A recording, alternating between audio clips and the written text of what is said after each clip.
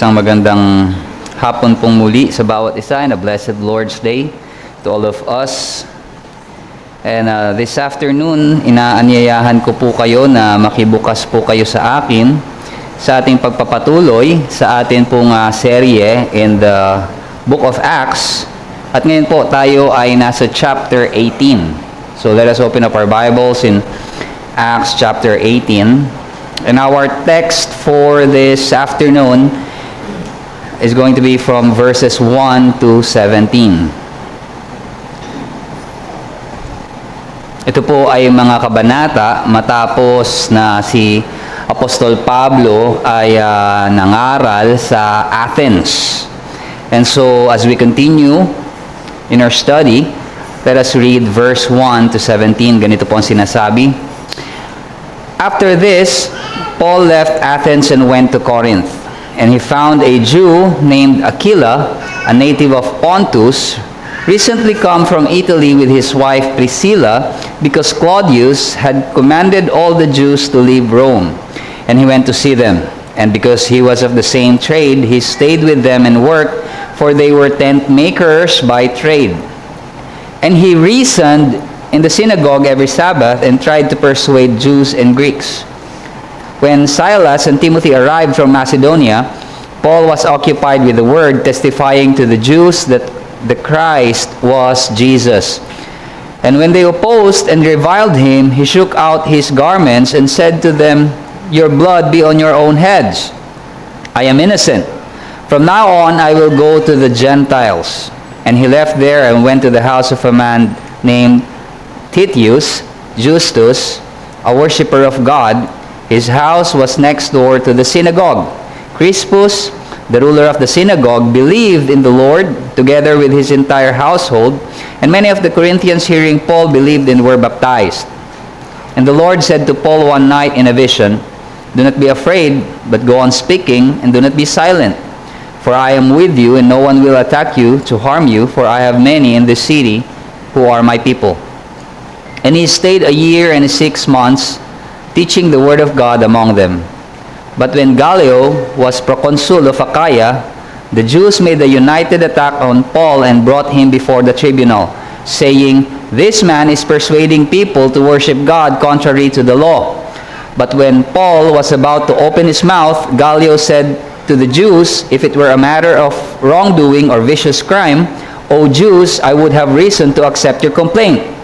But since it is a matter of question about words and names and your own law, see to it yourselves, I refuse to be a judge of these things." And he drove them from the tribunal. And they all seized Sosthenes, the ruler of the synagogue, and beat him in front of the tribunal, but Gallio paid no attention to any of this. Tayo po ay manalangin. Aming amang Diyos, tunay nga, Panginoon, kagaya ng aming inawit, turuan mo kami na tumindig sa iyong mga pangako sa amin. At gaya ng aming makikita ngayon, nawa, Panginoon, ang iyong salita ang magsilbing kalakasan namin sa mga pagkakataon na maaaring ang aming kahinaan ay lumalabas sa aming mga buhay. Samahan mo kami sa aming pag-aaral ng iyong salita, nawa ikaw ang siyang manguna sa amin ngayong hapon. Ito po ang aming dalangin sa pangalan ng aming Panginoong Hesukristo. Amen. Now, decades ago, may isang Dutchman na nagngangalang Anne van der Bijl, or mas kilala siya sa kung tawagin ay Brother Andrew. Meron lang siyang ordinary job sa Netherlands. Nagtatrabaho siya sa isang chocolate factory sa malapit sa kanyang bahay, and that is to support his wife Corrie at kanyang 5 anak. So he was born in 1928 sa Northern Netherlands. Hindi siya mayaman, wala siyang backing ng isang malaking organisasyon, at limited lamang yung kanyang education. Yet nung siya ay na-convert, something in his heart was stirred, and so nagkaroon siya ng passion to reach out to others. Now, noong 1950s and 1960s, this is during the Cold War, So ito po ay hindi actual na gera, but it was a Cold War between Russia and America regarding kung ano yung best system, kung capitalism or communism. So it is a silent war na being waged, pero nandito siya. Nagsimula itong si Brother Andrew na mag-drive yung kanyang maliit na Volkswagen na across the dangerous borders dito sa Netherlands, sa Eastern Europe, punta siya sa Poland, sa Yugoslavia, at dito nagdadala siya ng Bible. Ini-smuggle niya yung Bible, ipinapasok niya, ipinamimigay niya dito sa mga lugar na ito, sa Eastern Europe, kung saan ito yung mga lugar ng communism. At dito, sa lugar na ito, ay persecution ang hinaharap ng mga mananampalataya. And so he was facing constant danger. May sinusurveillance na siya ng mga KGB. Of course, he was alone. Like I said, wala siyang backing sa mga organization na ito. Ginagawa niya to in his own. And most of the time, ay lagi siyang dumadaan sa checkpoints. And dun sa sasakyan na niya, ay nandoon yung mga Bible. So, ini-smuggle niya. And so, one time nga, ang kanyang testimony ay nananalangin siya. He would pray, Lord, you made blind eyes see. Now, please make seeing eyes blind. To the point na habang tinitignan daw, minsan yung kanyang mga Bibles na halos harap-harapan na, ay hindi napapansin. In the providence of God, ay ito ay kanyang nagawa. So time after time, the Bible hidden sa kanyang sasakyan were undetected. Nagtitiwala lang siya sa pangako ng presensya ng Diyos and protection. And Brother Andrew persevered in faithful obedience. At itong risky ministry na ito ay lumago to be an international work na tinatawag na Open Doors, na naging he founded noong 1955, to which millions of Bibles were eventually delivered sa mga persecuted brethren across the world. Underground churches were strengthened, and this powerful testimony of God's faithfulness ay nagpapatuloy pa rin hanggang ngayon. And in many ways, makikita natin, this mirrors the experience ni Apostle Pablo. In Acts 18, si Pablo ay nag-iisa din. He arrived in a challenging commercial city na Corinth. Hindi siya isang celebrated preacher na mayroong malaking grupo, pero para lang siyang ordinary traveler na nagtatrabaho. Nabasa natin kanina na gumagawa lang siya ng tent, and every Sabbath ay mangangaral sa synagogue. And the message na gusto kong dalhin ngayon sa inyo ngayong hapon is simply this: the Lord builds His church through ordinary, faithful obedience of His servants as they trust in His sovereign promises. The Lord builds His church through the ordinary, faithful obedience of His servants as they trust in His sovereign promises. Ganito binubuo ng Diyos ang church, the ministry.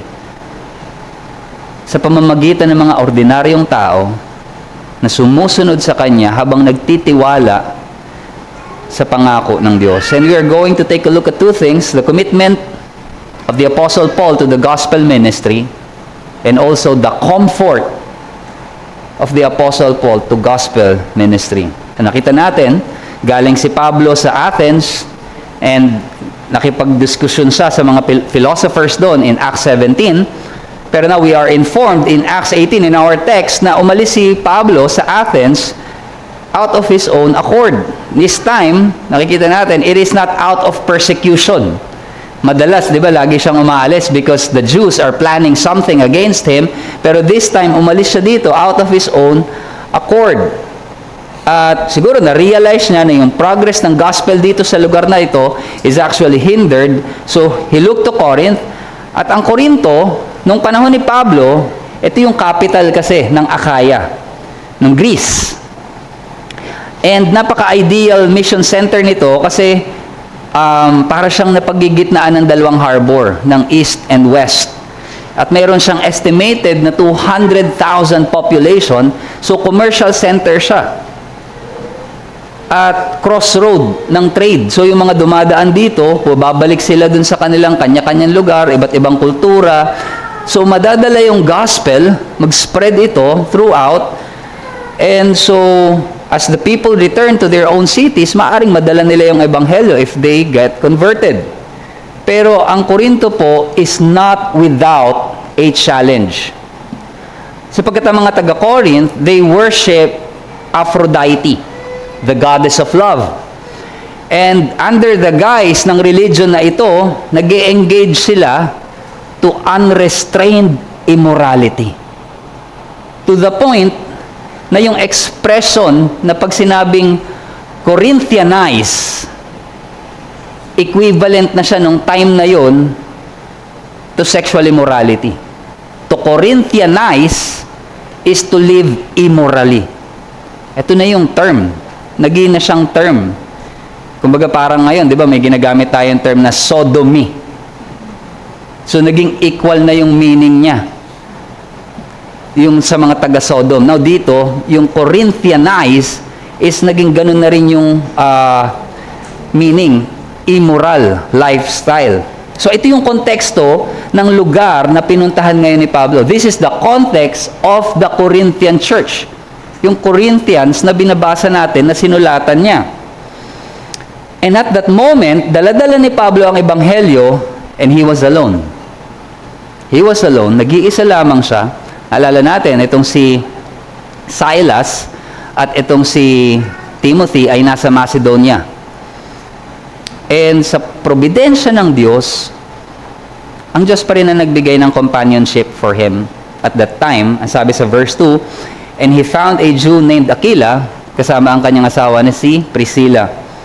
Now, Paul, Aquila, and Priscilla, ngayon dito sila, they were Jews, mga Hudyo sila, at pare-pareho silang nasa trade ng paggawa ng tent. So, gumagawa sila ng tent. Leather, most likely, and then ginagawa nilang tent ito. At silang tatlo ay Kristiyano. It so happened that si Aquila and Priscilla were already Christians at that time, at galing sila sa Rome. At that time, itong si Claudius, ang sabi po dun sa text natin, in-expel niya ang lahat, pinaalis niya ang lahat ng mga Hudyo sa Roma.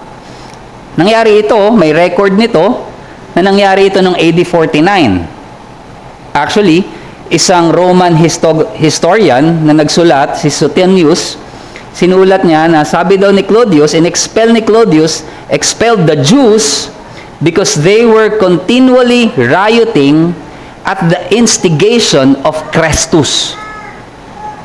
Now, yung Chrestus, ang sabi ng mga scholars, ay probably a misspelling of Christ. So, nagkakaroon daw ng mga riot yung Hudyo, ini-instigate ni Chrestus, probably, iniisip nitong historian na itong si Chrestus or Christus, ay nandun sa Rome. Akala niya, ringleader siguro, personally present sa Rome para mag-instigate ng riot.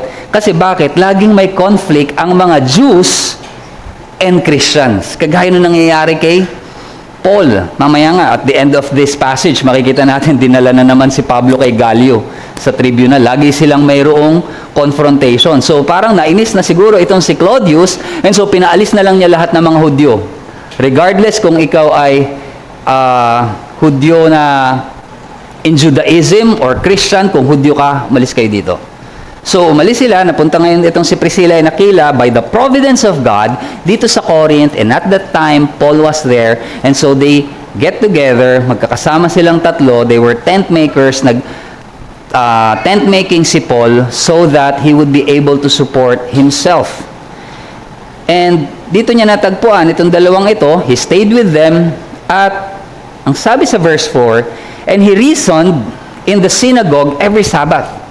So, weekdays, nagtatrabaho si Pablo. Pagdating ng Sabbath, sabi dito, he would reason in the synagogue every Sabbath and tried to persuade the Jews and Greeks. But then, for some time, ito yung kanya nangyayari. Dumating ngayon si Silas and Timothy in verse 5 from Macedonia, and from there, makikita natin, when Silas and Timothy arrived from Macedonia, Paul was occupied with the Word. So this time, he was able to occupy himself with the Word, and now, mas may oras na siya para mangaral dahil dumating na ngayon sina Timothy. Kaya nga, dun sa sulat niya, mismo sa 2 Corinthians 11 verse 9, sabi niya sa mga taga-Korinto, "When I was with you and was in need, I did not burden anyone." Bakit? Nag-tent making siya. At ang sabi niya, "For the brother also who came from Macedonia supplied my need." So, nung dumating ngayon na Timothy, may dala-dala silang support galing sa ibang churches for the gospel ministry. And praise God for that. Now, he was faithfully engaging in the ministry of the Word, and as usual, nagkaroon ng oposisyon sa kanyang pangangaral ng Ebanghelyo, at hindi lang lagi dun sa Ebanghelyo nagkakaroon ng oposisyon, pati dun sa mensahero ng Ebanghelyo. And so, nung nakikita natin sa verse 6, ang sabi dito, when they opposed and reviled him, ang nire-revile na, pati si Pablo na mismo, ang ginawa niya, he shook out his garments, and said to them, "Your blood be on your own heads. I am innocent. From now on, I will go to the Gentiles." The Jews are very much against dito sa mensahe ng gospel. Actually, ang mga Hudyo, meron silang oldest prayer na nire-recite dito sa Judaism, na ang term is, yung tawag lang to be simple is, the prayer. Or yung 18 benediction. Meron silang 18 benediction na pinagpipray. And dun sa pang-12, dun sa 12 benediction, ganito yung sinusulat, yung sinasabi. And it is pertaining to the Christians. Ganito, pakinggan nyo. Sabi dito, "And for the apostates," so ang tinutukoy dito yung mga Christian, listen to this. "And for the apostates, let there be no hope. And may the insolent kingdom be quickly uprooted in our days. And may the Nazarenes," so Nazarenes yung term nila for them, the followers of Jesus of Nazareth. "And for the Nazarenes and the heretics perish quickly. May they be erased from the book of life, and may they not be inscribed with the righteous. Blessed art thou, Lord, who humblest the insolent."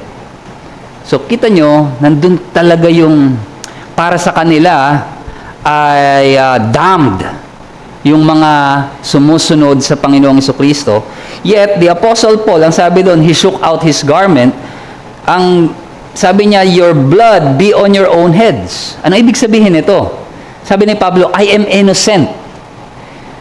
Inaalud ni Paul yung sinabi dito ni Ezekiel, Prophet Ezekiel, in the Old Testament, in chapter 33, verse 4, kung saan yung isang watchman na dapat nagbabantay, halimbawa, nagbigay siya ng warning, yung mga tao hindi sumunod dun sa warning, and may dumating na pangyayari, innocent itong watchman na ito. Ang sabi dito, "If anyone hears the sound of the trumpet, does not take the warning, and the sword comes," halimbawa, sinakop sila, "and takes him away, his blood shall be upon his own head." Ibig sabihin, narinig mo yung warning, sinabi sa'yo, narinig mo, pero hindi mo siya binigyan ng pansin, now it's your fault. Parang ganito yung sinasabi. Kaya sabi ni Pablo, "I am innocent." Inassert niya, "I did my job. I have done my duty." Kailangan nyo mag-take responsibility sa inyong pag-reject sa gospel. So, he was absolved sa kanyang pag-evangelize sa kanila. Pero hindi naging in vain ang labor ni Pablo. In fact, may mga nag-respond sa gospel. Nabasa natin, a man named Titius Justus, a worshiper of God. So, isa siyang Roman citizen, isa siyang Griego, maaaring mayaman. Itong taong ito, kasi sabi dito, ay dito lumipat si Pablo. He was, kung babasahin natin, a worshiper of God, his house was next door to the synagogue. Dito na nag-gather sila later on. So, meron siyang bahay na kayang mag-accommodate ng small congregation. So, his house was actually adjacent, katabi lang ng synagogue. So umalis si Pablo sa synagogue, lumipat siya doon sa katabi. Doon sila ngayon nag-gather. Now, even yung ruler of the synagogue that time, si Crispus, ay nanampalataya, ang sabi rin sa verse 7 to 8, with his entire household, at maraming mga Corinthians, after hearing Paul's message, believed and were baptized.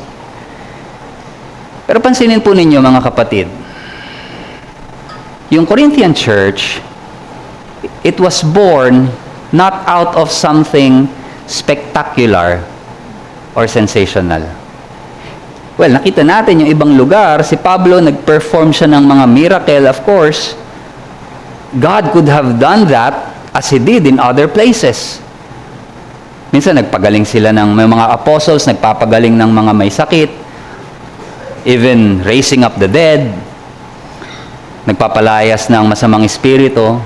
But here, in the Church of Corinth, wala tayong makikitang spectacular or sensational. Rather, ang hinighlight dito ni Luke was the ordinary.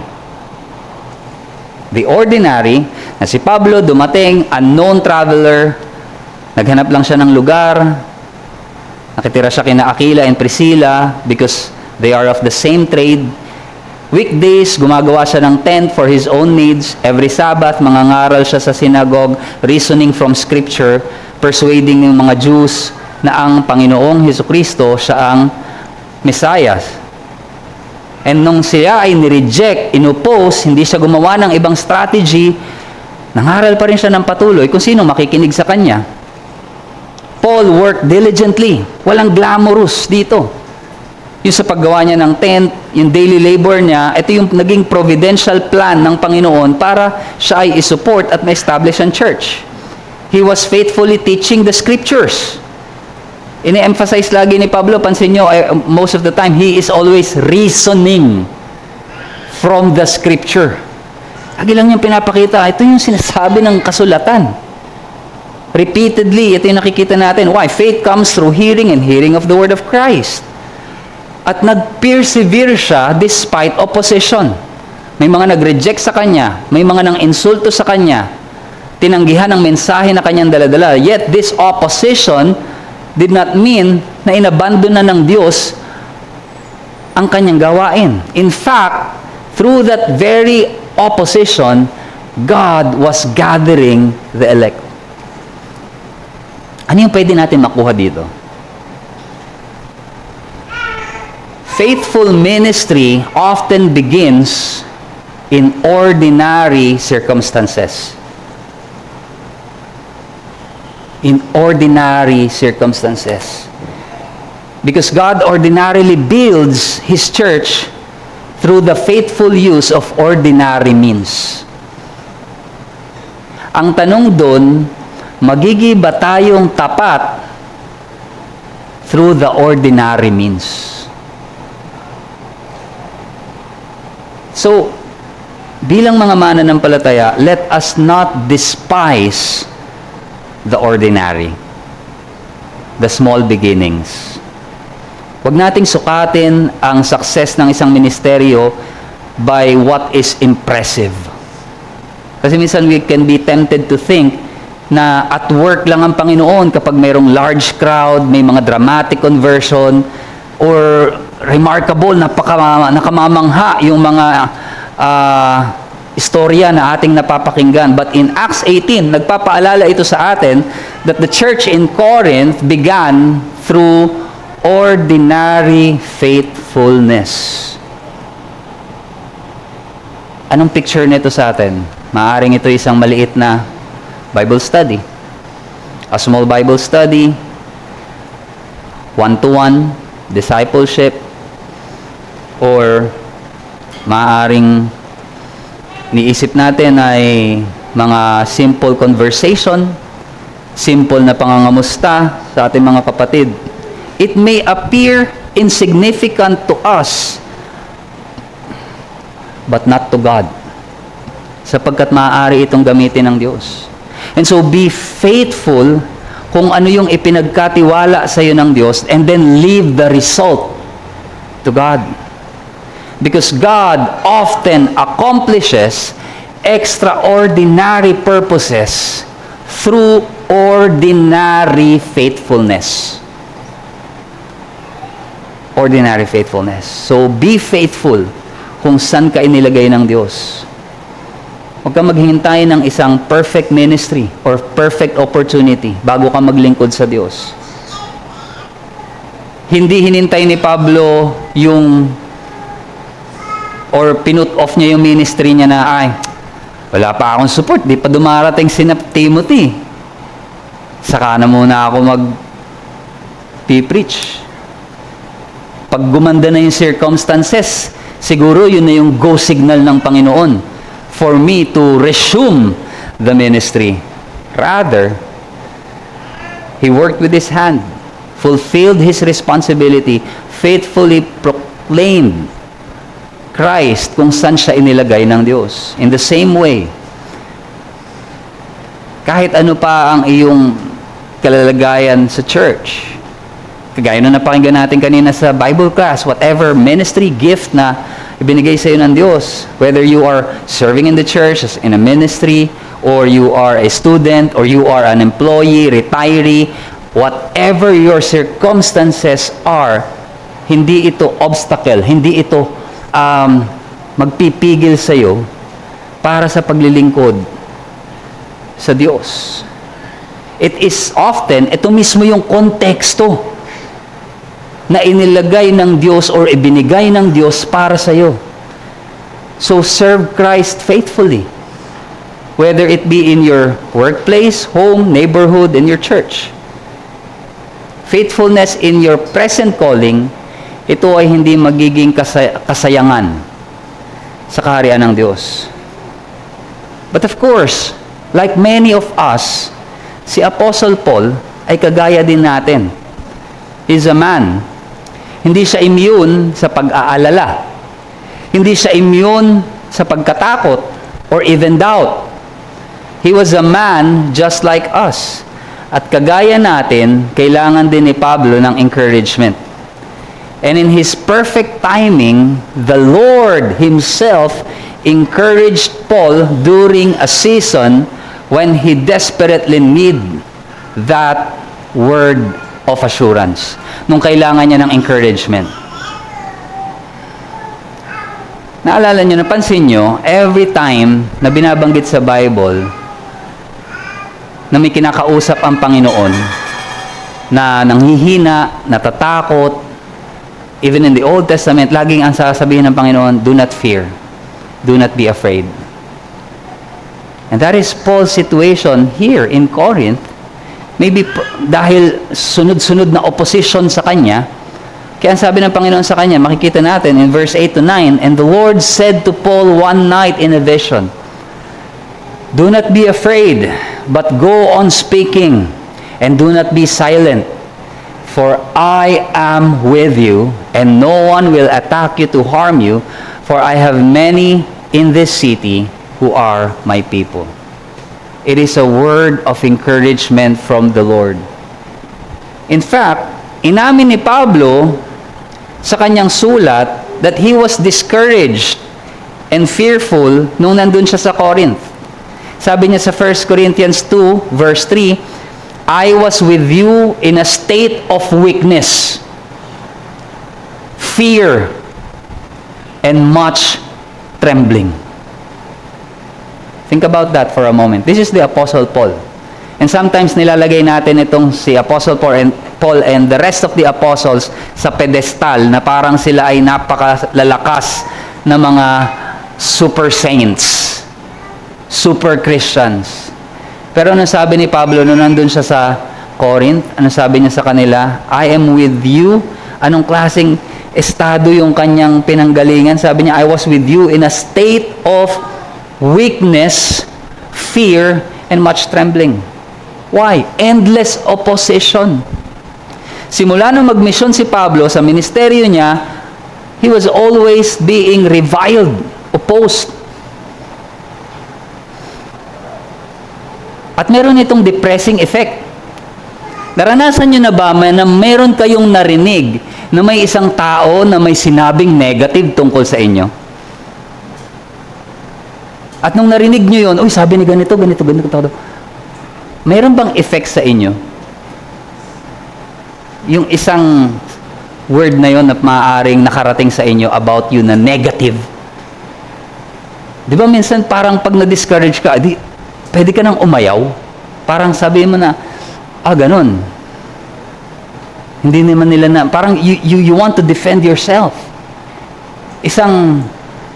Maaaring isang negative word lang ito, but Paul, throughout his ministry, was being reviled by his own countrymen.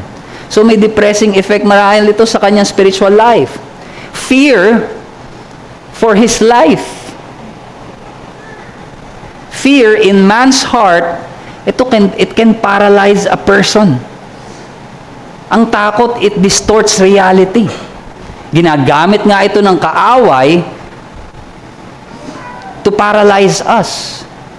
So imagine depression, fear, disappointments. Ito yung mga bagay na nararanasan ni Pablo, but God continually tells His people, do not be afraid. At binigyan sa nabasa natin, binigyan ng utos si Pablo, imperative ito, tatlong imperative, tatlong reason why. Ang sabi sa kanya, utos sa kanya, do not be afraid, continue to speak, do not be silent. Bakit? Here's the reason. I am with you. No one will harm you. I have many people in this city. There is reassurance, there is a promise. At itong binigay na encouragement ng Panginoong Jesucristo kay Pablo, it actually echoes dun sa promise na tinanggap ng mga disciples sa Great Commission. In Matthew 28, and behold, I am with you always to the end of age. And so, kailangang magpatuloy ni Pablo sa pangangaral ng Ebanghelyo, mag-persevere, because Christ is with him. I have many in this city who are my people. And actually, ito yung encouragement kay Pablo. May guarantee si Pablo mula sa Panginoong Jesucristo na yung pinagtatrabahuhan mo will not be in vain. I have people in this city. Your ministry will bear fruit. Sino yung tinutukoy dito na people ng Panginoong Jesucristo? Ilan pa lang yung tumutugon? Well, those are the elect. God Himself appoints to eternal life. Nakita natin ito, Acts 13:48. Siya ang nagbubukas ng puso ng mga tao sa Ebanghelyo. Nakita natin yan kay Lydia in Acts 16:14. And so, God brings them to salvation. Siya ang tatawag sa mga mananampalataya sa kanyang bayan at siya ang magtatatag ng iglesia niya sa bayan ng Corinto. So, anong ginawa ni Pablo? He obeyed, stayed there for 1.5 years. Ang sabi doon, teaching the word among them. It was the promise of Christ, of His presence, na nagpatuloy si Pablo. Christ sustains His servants through His sovereign promises. Kaya nagpatuloy siya, bagamat merong mga oposisyon, tumindig siya sa pangako ng Diyos sa kanya. And we see the confirmation dito sa verses 12 to 17. Ang mga Hudyo, they launch a united attack against Paul, meaning nagplano sila. At anong ginawa na naman nila? Dinala na naman nila si Pablo dito sa tribunal. Maaring sa isip ni Pablo, eto na naman tayo. Ihaharap na naman siya sa paglilitis. Pero anong ginawa ng Diyos? By God's providence, ginamit niya ang isang pagano na ruler at that time, si Gallio, and this ruler is actually indifferent. Wala siyang pakialam sa mga Hudyo. Pero actually, yun yung providential care ng Diyos kay Paul. Kasi sabi niya, ayoko ma-involve dyan. Kung yan ay issue talaga na batay sa law, Roman law, sige, kailangan ako dyan. Pero madali salita, ang sabi niya, kung ito naman ay tungkol lamang sa religion nyo, kayo mag-usap dyan, labas ako. So wala silang nagawa. In 16 to 17, sabi dyan, and he drove them from the tribunal. So pinaalis sila. And they all seized Sosthenes, the ruler of the synagogue, and beat him in front of the tribunal, but Gallio paid no attention to this. So, hindi nilinaw ni Luke kung sino yung bumugbog kay Sosthenes. Ano? Etong si Sosthenes, maaaring ito na ngayon yung ruler ng synagogue. Di ba, naging Christian si Crispus. So, maaaring siya na ngayon. Sila yung nagpunta doon at inaakusahan si Pablo. Probably in the tribunal, sabi ng mga scholars, hindi lang naman sila yung nakapila doon para magreklamo, mag-lay down ng case. So, nung pinapaalis na sila, they were driven out by the court police. Siguro, ayaw nilang umalis. Kaya ang sabi dito, most likely, they seized Sosthenes, yung ruler, and beat him.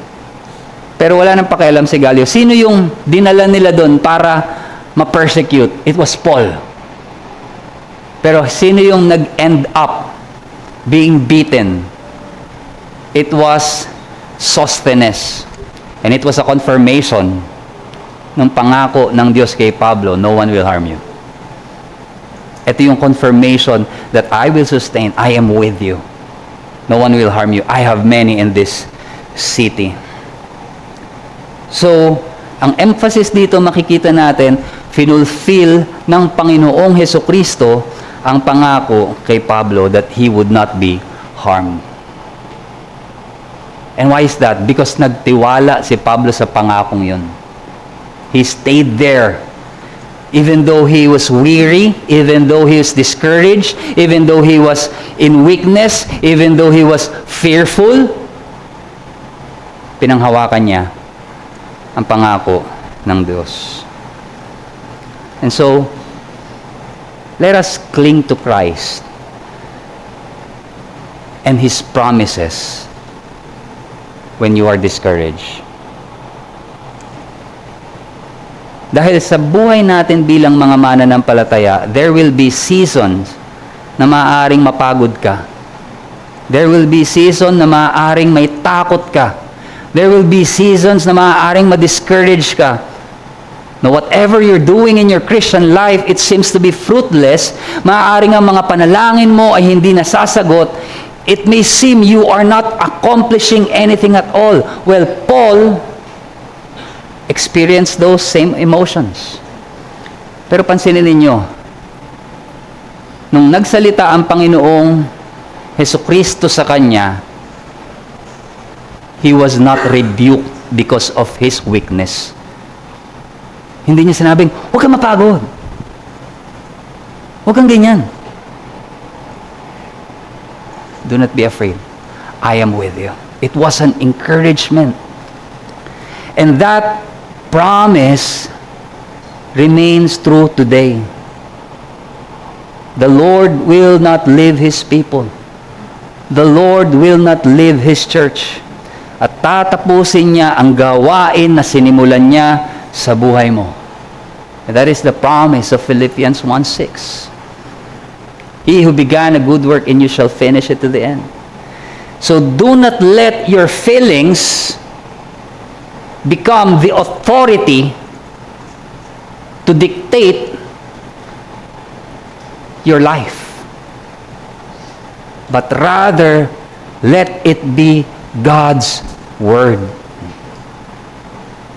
Ang salita ng Diyos, ang pangako ng Diyos, ipangaral mo sa sarili mo kung kinakailangan ang mga pangako ni Kristo sa iyo.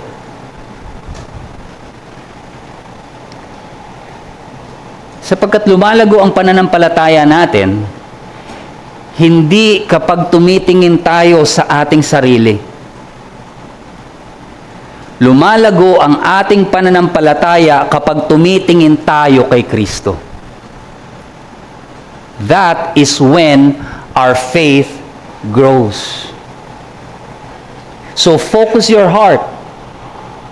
Whatever it is. Yung circumstances mo ngayon, do not focus on your circumstances, but rather in the unchanging promise of God. Hindi ko sinasabing i-ignore mo yung circumstances mo. Do not deny reality. No. Pero hindi mo dito itutuon ang iyong puso. Ituon mo sa pangako ni Kristo. But here's the thing. In this sermon, I just want to clarify that Paul was not the hero. I'm not saying that you need to be more like Paul. Kasi pag ganun yung naging thinking natin, well, we've missed the point. Bakit? Because Paul was weary. Si Pablo, he was afraid. Nangangailangan siya ng encouragement. And it was Christ who gave him all that. Ang Panginoong Jesucristo ang nagbigay kay Pablo ng kalakasan. Now, if you are not yet someone who is fully committed to Christ, your greatest need is hindi gayahin si Pablo. Your greatest need is to come to Christ na ipinapangaral ni Pablo. Because that same Christ who died for sinners at muling nabuhay ay tinatawag ang lahat sa pagsisisi at pananampalataya sa Kanya. And He still gathers His people. Come to Him and be strengthened by this promise of God. Saan natin inilalagay or inilalagak ang ating mga puso in times of fear, weariness, weakness, discouragement? Where do we put our hearts? Alam niyo po, noong 1860, may isang American author na nagngangalan na Susan Warner ang sumulat ng isang novel. Ang novel na ito ay entitled Say and Seal. And may isang scenario here in this novel na mayroong isang batang lalaki na ang pangalan ay Johnny Fax. At itong si Johnny ay malubha ang karamdaman. And nag-worsen ng kanyang kondisyon at yung mga nag-aalaga sa kanya alam na malapit na siyang mawala. And at that time, beside him was his faithful Sunday school teacher na nagngangalan si Mr. John Linden. Ito si Mr. John ay Sunday school teacher, nagtuturo sa mga bata, and another Christian woman na ang pangalan ay Faith. Binisita nila itong kanilang Sunday school student na ito. They prayed for him, cared for him. But this little boy, itong si Johnny, ay sobrang nanghihina na. So, to soothe him, dahil alam nila at that moment malapit na siya mawala, ay binuhat ito ni Mr. John. And he was trying to comfort itong batang ito na malapit nang mawala, hoping to soothe him. But after a few moments, tumingin sa kanya si Johnny at ang sabi sa kanya, sing. Gusto siyang ihele. At alam niyo kung ano yung dito lumabas ang mga salitang ito. First time here, and probably we know this because it became a hymn later on. Jesus loves me. This I know. For the Bible tells me so. Little ones to Him belong. They are weak, but He is strong. And later on, isang musician Ang nakabasa nito, si William Bradbury. And so, nilagyan niya ng tune and added a chorus. At ito na yung hymn na alam natin ngayon. And those simple words have comforted millions of believers for more than 160 years. In just a simple tune. Jesus loves me, this I know. Why? For the Bible tells me so. And it was the same truth na nagsustain kay Pablo. The Bible, the Word of God, the promises of God, it was what sustained him. He was weary, he was fearful. We are like children who is weak. But the Lord knew exactly what His servants need. So He speaks, He gives promises. Do not be afraid. I am with you. And Paul understood this truth. Kaya nga later on, he would write in Galatians 2:20, the Son of God loved me and gave Himself for me. So whatever circumstances we are in, you look to the promises of God. Tumingin ka sa salita ng Diyos. You feel alone? You feel alone in this life? Anong pangako ng Diyos? I will never leave you nor forsake you. The Bible tells us that. If you're fearful, do not be afraid. Fear not, for I am with you. If you feel weak, kapag pakiramdam mo mahina ka, pakiramdam mo talunan ka, my grace is sufficient for your weakness. Kasi sabi ni Pablo, when I am weak, He is strong. The Bible tells us that. You feel unloved? Well, God proves His love to us that while we were sinners, Christ died for us. Look to the cross. And that is the evidence of God's love for us. The Bible tells us so. Cling to the promises of God. Tayo po yung manalangin.